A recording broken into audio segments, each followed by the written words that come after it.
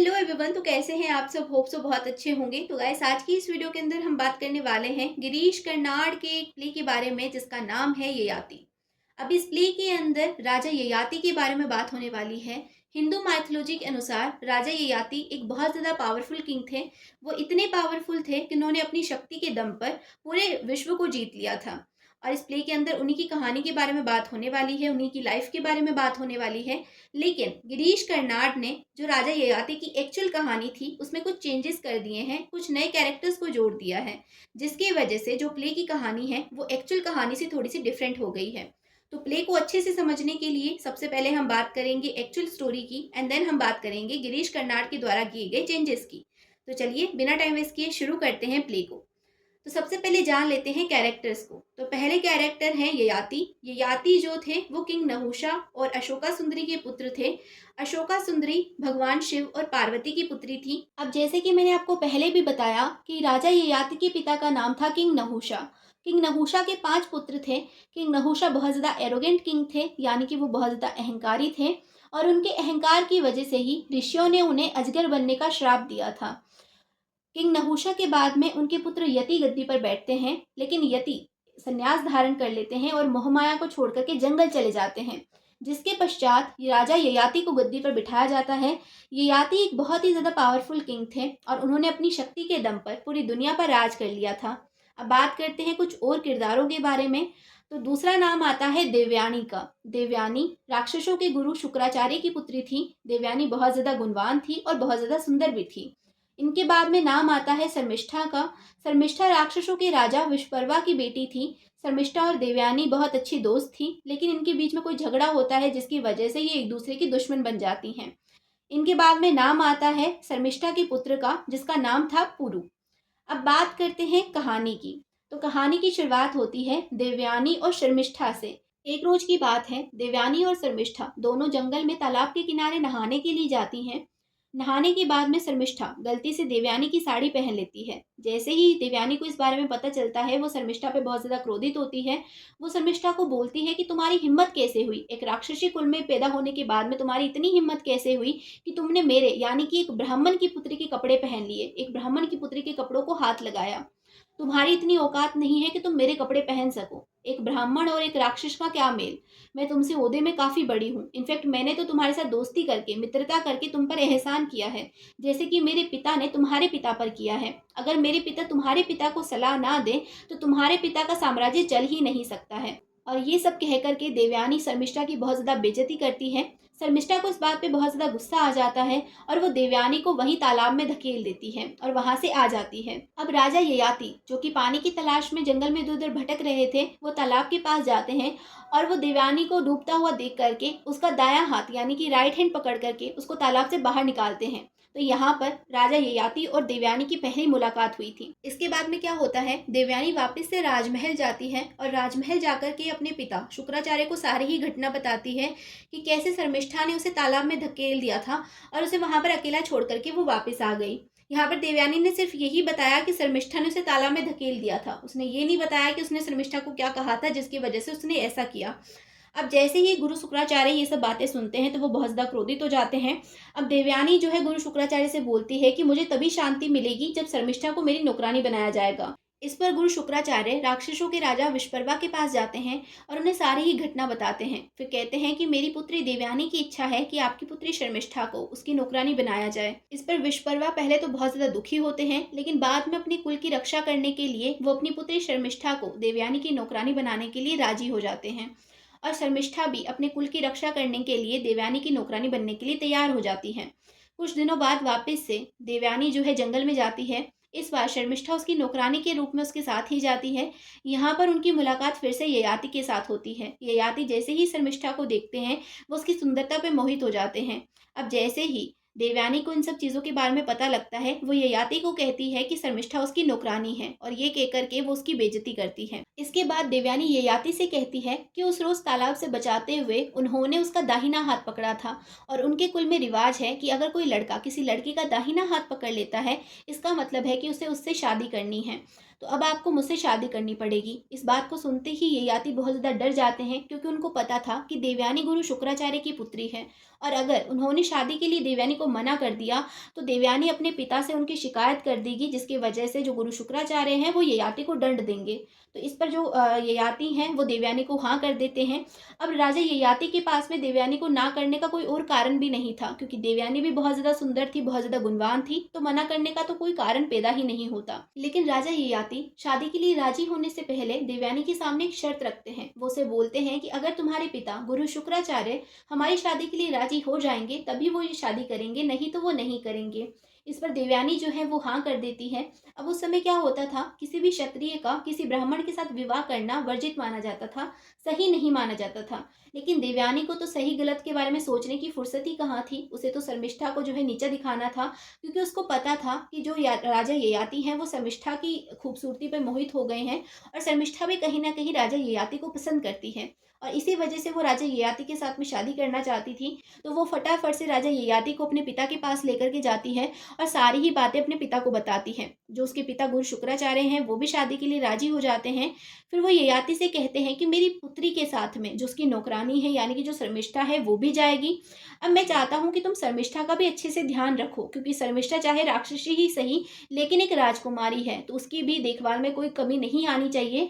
लेकिन तुम्हारा और शर्मिष्ठा का कोई दूसरा रिश्ता नहीं होना चाहिए। अगर तुम्हारा और शर्मिष्ठा का कोई दूसरा रिश्ता होता है और अगर मुझे इस बारे में पता चलता है तो तुम्हारे साथ अच्छा नहीं होगा। अब इसके बाद में राजा ययाति और देवयानी की शादी हो जाती है। देवयानी शादी के बाद राजा ययाति के साथ में राजमहल आ जाती है, और शर्मिष्ठा को भी देवयानी की नौकरानी बना करके राजमहल भेजा जाता है। अब जब शर्मिष्ठा देखती है कि देवयानी यहाँ पर बहुत ज़्यादा ठाट बाट से रह रही है, तो उसे बहुत ज़्यादा ईर्ष्या होने लगती है, और वो ठान लेती है कि वो देवयानी की ज़िंदगी को बर्बाद करके ही रहेगी। अब शर्मिष्ठा राजा ययाति को फोर्स करने लगती है, मैनिपुलेट करने लगती है उसके साथ रिलेशनशिप में आने के लिए, लेकिन राजा ययाति मना कर देते हैं। फिर शर्मिष्ठा जो है अपनी सारी ही कहानी राजा ययाति को बताती है। वो बताती है कि लोगों का कहना है कि उसने देवयानी को तालाब में धक्का दिया, लेकिन लोग ये नहीं जानना चाहते कि उसने ऐसा किया क्यों। फिर वो बताती है कि देवयानी ने जो है उसके कुल के बारे में गलत सलत बोला था, उसकी बेइज्जती करी थी, इसी वजह से उसने देवयानी को धक्का दिया था। अब जैसे ही राजा ययाति को सारी ही कहानी का पता चलता है, तो वो शर्मिष्ठा के प्रति अपनी सिंपैथी दिखाने शुरू कर देते हैं, और वो सीक्रेटली समीक्षा के साथ में रिलेशनशिप में आ जाते हैं। अब इस दौरान देवयानी और राजा ययाति के दो पुत्र होते हैं। पहले का नाम था यदु और दूसरे का नाम था तुर्वासु। अब राजा ययाति शर्मिष्ठा के साथ में सीक्रेट रिलेशनशिप में थे, और वो सीक्रेटली ही उसके साथ में शादी भी कर लेते हैं। शादी के बाद में उनके तीन पुत्र होते हैं। पहले का नाम था ध्रुयु, दूसरे का नाम था अनु, और तीसरे का नाम था पुरु। अब यहाँ पर जैसे ही देवयानी को इन सब चीज़ों के बारे में पता चलता है, तो वो बहुत ज़्यादा क्रोधित होती है, और वो जाकर के अपने पिता गुरु शुक्राचार्य को सारी ही घटना बता देती है। सारी ही घटना जानने के बाद गुरु शुक्राचार्य बहुत ज़्यादा क्रोधित होते हैं, और वो राजा ययाति को श्राप देते हैं कि उसकी सारी ही जवानी ढल जाएगी और वो जल्दी ही समय से पहले बूढ़ा हो जाएगा। अब जैसे ही गुरु शुक्राचार्य ये श्राप देते हैं, तो राजा ययाति के ऊपर ये श्राप पड़ जाता है और वो बूढ़े हो जाते हैं। फिर वो गुरु शुक्राचार्य से माफ़ी मांगते हैं और उन्हें बताते हैं कि कैसे शर्मिष्ठा ने उन्हें मैनिपुलेट किया था रिलेशनशिप में आने के लिए।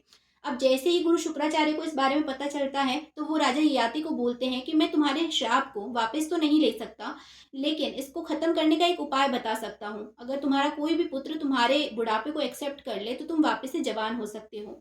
इसके बाद में जो राजा ययाति हैं वो अपने सारे ही पुत्रों के पास जाते हैं और उन्हें बोलते हैं कि वो जो है उसका बुढ़ापा एक्सेप्ट कर ले, लेकिन कोई भी पुत्र राजी नहीं होता। लेकिन अंत में उनका सबसे छोटा बेटा पुरु उनकी बुढ़ापे को एक्सेप्ट कर लेता है। अब जैसे ही पुरु राजा के बुढ़ापे को एक्सेप्ट करता है, वैसे ही राजा ययाति वापस से जवान हो जाते हैं। अब राजा ययाति देखते हैं कि उनका बेटा पुरु उनसे बहुत ज़्यादा प्यार करता है, इसी वजह से वो अपना सारा राजपाट जो है पुरु को सौंप देते हैं और पुरु को नया राजा बना देते हैं। अब राजा ययाति अपने सारे ही प्लेजर्स को फुलफिल करते हैं, अपने डिज़ायर्स को फुलफिल करते हैं, लेकिन अंत में उन्हें समझ में आ जाता है कि ये जो डिज़ायर्स होते हैं, ये जो प्लेजर्स होते हैं, इनका कोई अंत नहीं होता। हम इनको जितना फुलफिल करेंगे उतना ही ये बढ़ते जाएंगे। इनको ख़त्म करने का सिर्फ एक ही उपाय है, वो है मन की शांति। अगर हम अपने मन को शांत कर लें तो ये सारे ही डिज़ायर्स अपने आप ख़त्म हो जाएंगे। और फिर जो राजा ययाति है वो वापस से पुरु के पास जाते हैं और अपना बुढ़ापा वापस से लेते हैं। जैसे ही वो अपना बुढ़ापा वापस लेते हैं, वैसे ही पुरु वापस से जवान हो जाता है, और फिर राजा ययाति संन्यास ग्रहण कर लेते हैं। राजा ययाति जो है सन्यासी जीवन व्यतीत करते हैं। अंत में उनको स्वर्ग प्राप्त हो जाता है, लेकिन उन्हें मोक्ष प्राप्त नहीं होता। और ये थी आपकी एक्चुअल स्टोरी। अब इस स्टोरी के अंदर गिरीश कर्नाड ने अपनी तरफ से कुछ नए कैरेक्टर्स को जोड़ा है, इसके अंदर थोड़ा सा मिर्च मसाला डाला है इसको थोड़ा सा और ज़्यादा बेहतर बनाने के लिए। तो चलिए अब बात करते हैं गिरीश कर्नाड के द्वारा किए गए चेंजेस वाली स्टोरी के बारे में। अब गिरीश कर्नाड का जो प्ले है इसके अंदर उन्होंने कुछ नए कैरेक्टर्स को जोड़ा है, जिनमें सबसे पहले नाम आता है चित्रलेखा का। चित्रलेखा राजकुमार पुरु की वाइफ है और दूसरा नाम है स्वर्णलता का। तो स्वर्णलता एक नौकरानी होती है। अब इस कहानी में दिखाया जाता है कि जो राजकुमार पुरु हैं वो अपनी शिक्षा को ग्रहण करने के लिए गुरुकुल जाते हैं। गुरुकुल से वापस आते समय वो अंगराज की प्रिंसेस चित्रलेखा के साथ में विवाह कर लेते हैं। विवाह को 15 दिन हो चुके हैं और अब राजकुमार पुरु अपनी वाइफ चित्रलेखा के साथ में वापस राजमहल की ओर लौट रहे होते हैं। दूसरी ही साइड दिखाया जाता है कि देवयानी अपनी नौकरानी स्वर्णलता के साथ में बैठी हुई होती हैं और वो शर्मिष्ठा के बिहेवियर के बारे में बातें कर रही होती हैं। जो स्वर्णलता है वो देवयानी को कहती है कि जो शर्मिष्ठा है वो आपकी बिल्कुल भी रिस्पेक्ट नहीं करती है और वो आपसे बहुत ज़्यादा जलती है। अब ये दोनों बातें कर ही रही होती हैं कि तभी राजमहल में एक अनाउंसमेंट होती है कि राजकुमार पुरु अपनी वाइफ चित्रलेखा के साथ में राजमहल में पधार चुके हैं। अब ये सारी चीज़ें होती हैं, उसके बाद में क्या होता है, जो शर्मिष्ठा है वो देवयानी के रूम में आती है। अब जैसे ही शर्मिष्ठा देवयानी को देखती है तो उसके दिमाग में वापस से वो ईर्ष्या वाला जो ख्याल था वो आने लगता है। अब जैसे कि हम सब जानते हैं कि जो शर्मिष्ठा है वो राक्षसों के राजा की बेटी है और जो देवयानी है वो राक्षसों के गुरु शुक्राचार्य की पुत्री है। दोनों ही जो है ओहदे में बहुत बड़ी हैं, दोनों ही बहुत ज़्यादा खूबसूरत हैं, दोनों ही गुणवान भी हैं। और ये भी देखने को मिलता है कि ये दोनों पहले बहुत अच्छी दोस्त हुआ करती थी, लेकिन इनके बीच में कोई झगड़ा होता है। अब वो झगड़ा कौन सा था वो हमने पहले भी देखा है, तो वही जो चीज़ है यहाँ पर भी दिखाई गई है। तो यहाँ पर इन दोनों के बीच में कुछ झगड़ा होता है जिसकी वजह से जो है ये दोनों दुश्मन बन जाती हैं और देवयानी जो है शर्मिष्ठा को अपनी नौकरानी बना लेती है। इसी वजह से जो शर्मिष्ठा है वो देवयानी से बहुत ज़्यादा गुस्सा है और इसी वजह से शर्मिष्ठा देवयानी की ज़िंदगी को बर्बाद करना चाहती है, उसकी खुशियों को ख़त्म करना चाहती है। अब जो शर्मिष्ठा है वो देवयानी को जली कटी सुनाने लगती है। वो उससे कहती है कि तुम में और मुझ में कुछ ज़्यादा फ़र्क नहीं है, मैं भी जो है तुम्हारी तरह खूबसूरत हूँ, तुम्हारी तरह गुणवान हूँ। बस मेरे अंदर इतना सा फ़र्क है कि मैं एक अच्छे बड़े कुल में पैदा नहीं हुई हूँ जैसे कि तुम हुई हो।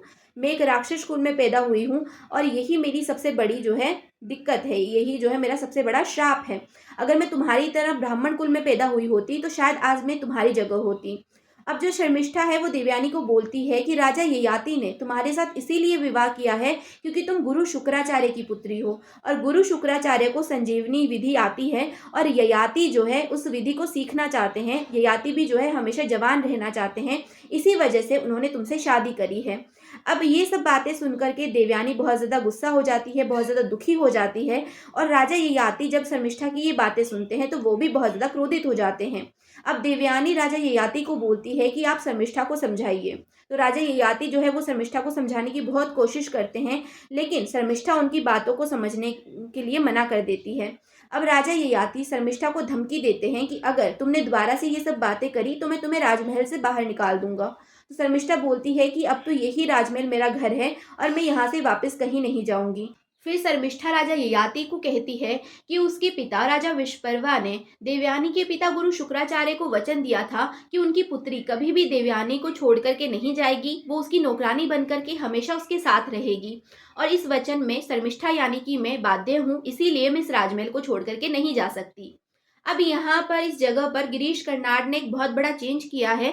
हमें एक्चुअल स्टोरी में दिखाया गया था कि जो राजकुमार पुरु है वो राजा ययाति और शर्मिष्ठा का पुत्र है, लेकिन गिरीश कर्नाड इस स्टोरी के अंदर चेंज करते हैं। वो यहाँ पर बताते हैं कि जो राजकुमार पुरु है वो शर्मिष्ठा का पुत्र नहीं है, बल्कि वो किसी राक्षसी का पुत्र है। और जब राजकुमार पुरु बहुत छोटे थे उस समय जो उनकी माता है वो उन्हें छोड़ करके चली गई थी और तभी से शर्मिष्ठा ने जो है राजकुमार पुरु का ध्यान रखा है। तो ये जो चीज़ है ये गिरीश कर्नाड ने इस प्ले के अंदर करी है। अब यहाँ पर होता क्या है, जो शर्मिष्ठा है वो राजा ययाति को सारी ही घटना बताती है। जैसे कि हमने एक्चुअल कहानी के अंदर देखा था कि जो शर्मिष्ठा है वो राजा ययाति को मैनिपुलेट करती है उसके साथ में रिलेशनशिप में आने के लिए, तो वही जो सेम चीज़ है वो यहाँ पर भी होती है। जो शर्मिष्ठा है वो राजा ययाति को मैनिपुलेट करती है, उनको जो है मनगढ़ंत कहानी बताती है और फिर कहती है कि मेरे पिता ने मुझे ये जहर की बोतल दी थी देवयानी को मारने के लिए, लेकिन अब मुझे लगता है कि मैं पूरी ज़िंदगी जो है देवयानी की नौकरानी बनकर के नहीं रह सकती और मैं इस जीवन से बहुत ज़्यादा परेशान हो गई हूँ, तो ये जहर मुझे ही पीना पड़ेगा। अब जैसे ही राजा ययाति शर्मिष्ठा को जहर पीते हुए देखते हैं तो वो जहर की बोतल छीन करके नीचे फेंक देते हैं और फिर राजा ययाति जो है शर्मिष्ठा के लिए अपनी सिंपैथी दिखाते हैं और उसके साथ में सीक्रेटली रिलेशनशिप में आ जाते हैं। अब दूसरी तरफ देवयानी को इन सब चीज़ों के बारे में जैसे ही पता चलता है तो वो बहुत ज़्यादा गुस्सा होती है राजा ययाति पे, और फिर वो राजा ययाति को बोलती है कि वो शर्मिष्ठा को राजमहल से बाहर निकाल दें। लेकिन जो शर्मिष्ठा है वो राजमहल से जाने के लिए मना कर देती है। वो देवयानी को कहती है कि मेरे पिता ने तुम्हारे पिता को वचन दिया था कि मैं हमेशा तुम्हारी नौकरानी बनकर के तुम्हारे साथ में रहूंगी, तो अब मैं जो है इस राजमहल को छोड़ करके नहीं जा सकती। तो इस बात पर जो देवयानी है वो शर्मिष्ठा को बोलती है कि मैं तुम्हें अपनी नौकरानी के ओहदे से मुक्त करती हूँ, अब जो है तुम मेरी नौकरानी नहीं हो। अब जैसे ही शर्मिष्ठा ये बात सुनती है, वो जो है देवयानी को बोलती है कि मुझे तो राजा ययाति में कोई इंटरेस्ट नहीं था, मुझे उनसे कोई मतलब नहीं है, मुझे तो तुमसे अपना बदला लेना था। तुमने मेरी ज़िंदगी बर्बाद करी और आज मैंने तुम्हारी, और यहाँ पर मेरा जो बदला है और हमारा जो हिसाब है वो पूरा हुआ। इस पर जो राजा ययाति हैं वो शर्मिष्ठा को बोलते हैं कि नहीं, तुम मुझे छोड़ कर के मत जाओ, मैं तुमसे शादी करना चाहता हूँ। लेकिन जो देवयानी है वो राजा ययाति की ये बात सुनकर के बहुत ज़्यादा गुस्सा होती है और अपना मंगलसूत्र तोड़ करके वहाँ पर फेंक देती है और गुस्से में जाकर के अपने पिता गुरु शुक्राचार्य को सारी ही बातें बता देती है। अब जैसे ही गुरु शुक्राचार्य को इन बातों का पता चलता है तो वो राजा ययाति को श्राप देते हैं कि उसकी जो जवानी है वो ढल जाएगी और वो जल्दी ही बूढ़ा हो जाएगा। अब जैसे ही राजा ययाति को ये श्राप दिया जाता है, राजा ययाति जो है वो बूढ़े हो जाते हैं। अब हमारी जो ओरिजिनल कहानी थी वहाँ पर दिखाया गया था कि जैसे ही राजा ययाति बूढ़े होते हैं तो वो गुरु शुक्राचार्य के पास में जाते हैं और माफ़ी मांगते हैं। लेकिन गिरीश कर्नाड ने यहाँ पर एक चेंज किया है। उन्होंने यहाँ पर दिखाया है कि राजा ययाति के बूढ़े होने पर राजा ययाति अपने पुत्र पुरु को गुरु शुक्राचार्य के पास में भेजते हैं माफ़ी मांगने के लिए। तो अब जो राजकुमार पुरु है वो गुरु शुक्राचार्य के पास जाते हैं। वो बताते हैं कि राजा ययाति की यहाँ पर कोई गलती नहीं है, शर्मिष्ठा की वजह से ही ये सब कुछ हुआ है। तो जो गुरु शुक्राचार्य हैं, जैसे ही उनको इन सब चीज़ों के बारे में पता चलता है, वो पुरु को कहते हैं कि मैं तुम्हारे पिता का श्राप वापस तो नहीं ले सकता, लेकिन इसको बदल सकता हूँ। अगर कोई नौजवान उनके बुढ़ापे को एक्सेप्ट कर ले तो वो वापस से जवान हो सकते हैं। अब जैसे ही पुरु को इस बात का पता चलता है, वो वापस से जो है अपने पिता के पास आता है और अपने पिता को सारी ही चीज़ें बता देता है। अब जो शर्मिष्ठा है वो राजा ययाति को कहती है कि आप जो है इस बुढ़ापे को एक्सेप्ट कर लो और आप संन्यास ग्रहण कर लो। और जो पुरु है वो भी अपने पिता को यही सलाह देता है कि आप जो है संन्यास ग्रहण कर लो।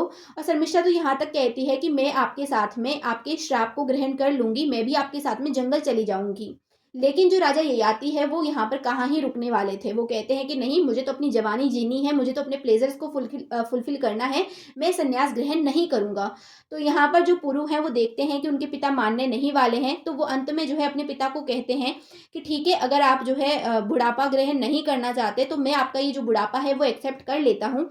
अब जैसे ही राजा ययाति पुरु के मुंह से ये सारी बातें सुनते हैं तो वो बहुत ज़्यादा गुस्सा हो जाते हैं। वो पुरु को कहते हैं कि तुम तो हमेशा से ही जो है ये सब चीज़ें चाहते थे, तुम्हें तो बस मौका चाहिए था अपनी कमियों को छुपाने का। तुम मेरे ऊपर एहसान कर रहे हो, मेरे बुढ़ापे को एक्सेप्ट करके तुम मेरे ऊपर एहसान कर रहे हो, और इस एहसान के पीछे तुम्हारे खुद का स्वार्थ छुपा हुआ है। तुम एक अच्छे योद्धा नहीं हो, तुम इतने बड़े साम्राज्य को संभाल नहीं सकते, इसी वजह से जो है तुम मेरे बुढ़ापे को एक्सेप्ट कर रहे हो ताकि तुम अपनी कमियों को छुपा सको।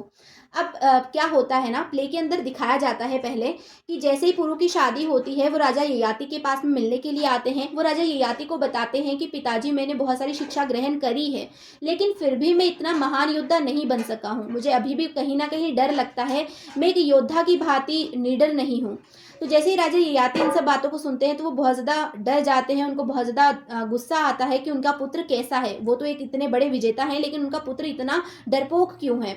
फिर जो पुरु है वो बोलता है कि मुझे तो अपने बारे में भी कुछ नहीं पता, मैंने तो कभी अपनी माँ के बारे में भी नहीं जाना, मुझे ये भी नहीं पता कि मेरी माँ कौन थी।